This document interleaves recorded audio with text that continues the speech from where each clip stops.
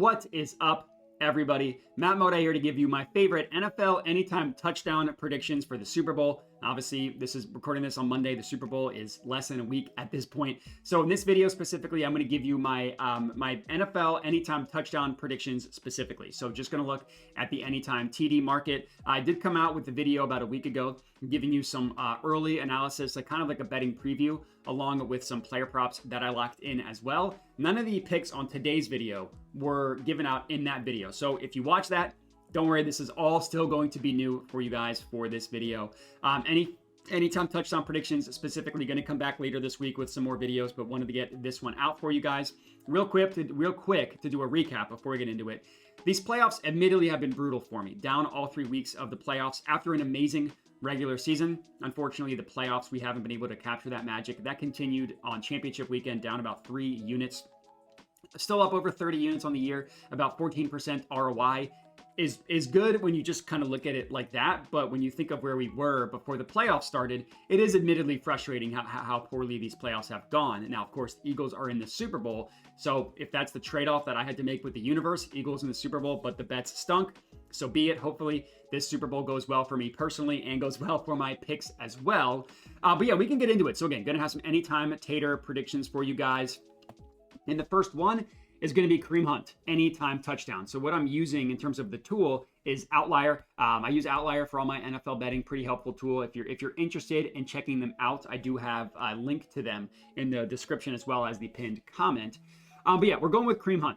So a couple things here. Number one, he scored in 4 straight games. And the reason why it's important and we can use these 4 games is because this is when they have basically all their guys healthy. Isaiah Pacheco, back in the lineup at this point. They had, Samaje Perine been there all year, and then some of the backups don't really count. And even like their receivers, Hollywood Brown has been back for this and all that stuff.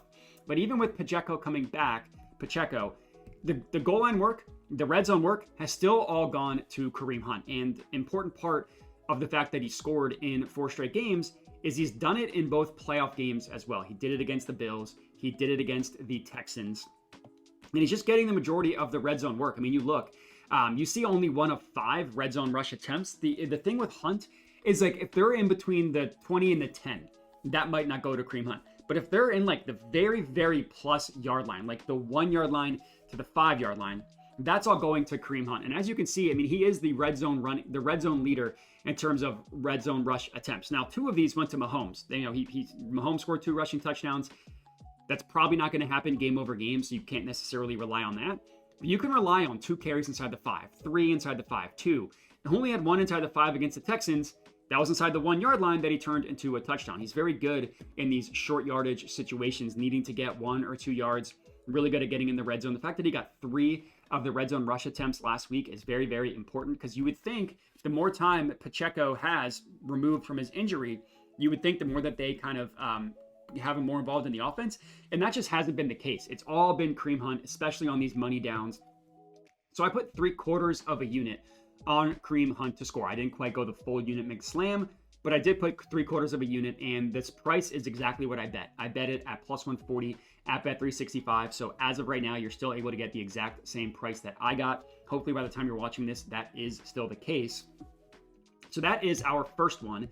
The next player that I took for the anytime touchdown was I took Dallas Goedert. So if we pull up Dallas Goedert here, one of my plays I gave out last week was Goedert on the yards. I like him in the touchdown department as well, mostly because of this price. Plus 350 for Dallas Goedert to score, I think is an awesome price. So this one I put a half unit on. A couple things to note. So the Chiefs, in terms of touchdowns, haven't given up a ton per game to the tight end, to the overall and to the tight end position. They're still top 5. But if you look at yards given up to the tight end position, they're literally 32nd. So they allow the most yards to the tight end position. Touchdowns can be kind of a sticky stack, can be kind of hit or miss. So I'm not necessarily scared off of the fact that they haven't given up a ton of touchdowns to tight ends. And looking at Goedert, if you look at the entire season, he went the first 5 games without scoring. And now he scored 3 touchdowns in his last 7, 8 games, something like that. Looks like it's 3 in his last 8 games, which is not bad for needing to get for a player that we're getting plus 350 odds. And the reason why I like backing Goedert, he's been awesome. He's been awesome in these playoffs. He scored this week against the He scored this week against the Packers. This was a playoff game. Obviously, he scored a touchdown. You see that they were top 10 also in allowing touchdowns to the tight end position. And he didn't score against the Rams or the Commanders. The Eagles had, I think, 7 or 6 rushing touchdowns in this game. So, yeah, the passing work wasn't quite there. One went to A.J. Brown, and that was basically it. But he's incredibly involved. He's incredibly involved in the red zone. And if you look at just how he's performed in these playoffs, 47 against the Packers is not great, but he did score in that game. And then 56 against the Rams and 85 against the Commanders. In this Rams game, he had wasn't a touchdown, but he had a long reception that went to like the 4 or 5 yard line, something like that. They had it called back on an illegal man downfield penalty, which, I mean, that stuff happens, but he's been heavily involved in these playoffs. He has scored in these playoffs. And if you look at like the red zone target share for the Eagles is so small, which is what's scary. And I mean, he didn't score at all. Or I guess I should say he didn't get a red zone target, but they only had 2 against the Packers. They didn't have any. Literally didn't throw the ball a single time in the red zone against the Rams, which is crazy. And only 3 times against the Commanders, but one of those 3 did go to him. Didn't lead to a touchdown, but that's okay. I just love the way that they get Goedert involved on these screens and stuff. They even gave him some rushing attempts against the Commanders, which I don't necessarily think they're going to do at like the 1 yard line, but for plus 350 odds, I think that's phenomenal value for Goedert to score. So I put a half unit on that bad boy. That's our second one. And the third one that we locked in here is Jalen Hurts, but instead of taking him to score a touchdown, I actually took him 2+ touchdowns. So I took him over 1.5 touchdowns. This was plus 600 odds at FanDuel, and I put a quarter unit on this bad boy. So it's 3/4 of a unit on Kareem Hunt, it's a half unit on Dallas Goedert, and it's a quarter unit on Jalen Hurts. Obviously, the Hurts factor, it's the tush push, and it's the fact that they'll even use him on non-tush push run plays in the red zone. So like if you look, he scored a touchdown last week, 3 touchdowns last week against the Commanders, 2 tush push, 1 non-tush push touchdown. If you look at last year against the Chiefs, he scored 2 touchdowns. It was the same thing. It was 1 tush push touchdown. It was 1 just quarterback designed run touchdown. Now this unfortunately doesn't go back 2 years ago, but he had 3 touchdowns against the Chiefs in the Super Bowl 2 years ago. It was again 2 tush push, 1 non-tush push. Now I know that the Chiefs did a pretty good job limiting the tush push for the Bills. I just have a hard time believing they're going to have that same success against the Eagles. The Eagles ran it to perfection in the Super Bowl 2 years ago. They ran it to perfection last year against the Chiefs. And the Eagles tush push is just different than the Bills tush push. And the Bills, when they run it, they like go basically behind. I'm moving, but they go basically behind the left guard and run it to there. The Eagles like to go left as well, but Hurts kind of goes in between the center and the left guard, which is not quite what the Bills do. The Bills have him go even further to the left, and the Chiefs were prepared for that. They had Drew Tranquil, they had him there to kind of plug that gap. The Eagles tush push is just better in general. Hurts, with his lower body strength, is just a little bit stronger in general.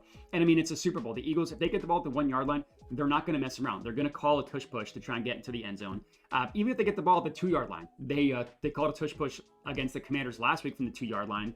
They didn't score on that one, but they scored on the next one. So, Sirianni loves calling these tush push plays when they're at the goal line because you can't have a negative play, right? I mean, obviously you could have a false start, but in the play itself, if you have a running play, the running back can get tackled behind the line of scrimmage. The running back can be a holding penalty, something like that. When you get to the 1 yard line, you call it tush push. It's either going to go stop for no gain or they're going to score. So, in the Super Bowl, they didn't take any chances. First down, in the red zone, they're calling the tush push. Last week against the Commanders, first and goal at the 1, they were calling the tush push. They're not going to mess around. They're going to try and get that tush push. And then again, even in the let's say like the 5 to 10 yard line, a quarterback run, designed run, can score against for Hurts against the Chiefs. Look at his red zone rush attempt. I mean, they had 14 against the Commanders. He had 5 of them. He didn't have any of the 4 against the Rams, but they called a tush push in this game that got called back due to a false start. And then he had 1 of 3 against the Packers, didn't end up scoring. This was not a tush push scenario.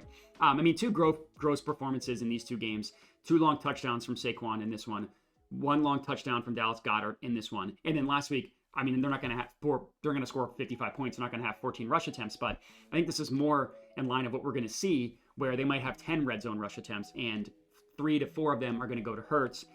2 of them will probably be a designed run. 2 of them will probably be a tush push. As long as he gets in the end zone twice, we're cashing out plus 600. And if he scores twice and nobody else scores at all in terms of these plays, guess what? We will have made money. And that's kind of how I tried to make the odds work in the unit size, is that if we just get one of these guys to score, we'll be good. And that's all we got. Those are the 3 anytime touchdown predictions that I have for you guys. I was able to cash out a pretty juicy one in last year's Super Bowl. I had Mecole Hardman plus 2,000 to score a touchdown. I don't have anything quite that juicy this year, but between the 3, if we can get 2 of them, that would be amazing. If we can get 1 of them, we would still be profitable. But that's all we got. I appreciate everybody for watching. Make sure to like the video. Make sure to comment. Make sure to subscribe. Check out the links in the description of the video if you want to support the channel. Link to my Dub Club where I send all my bets out. Link to the Outlier, which you just saw me use for my NFL betting. I'll be back later this week with more Super Bowl stuff, of course. But everybody in the meantime, have a good one. And also make sure to bet responsibly. Thanks for watching.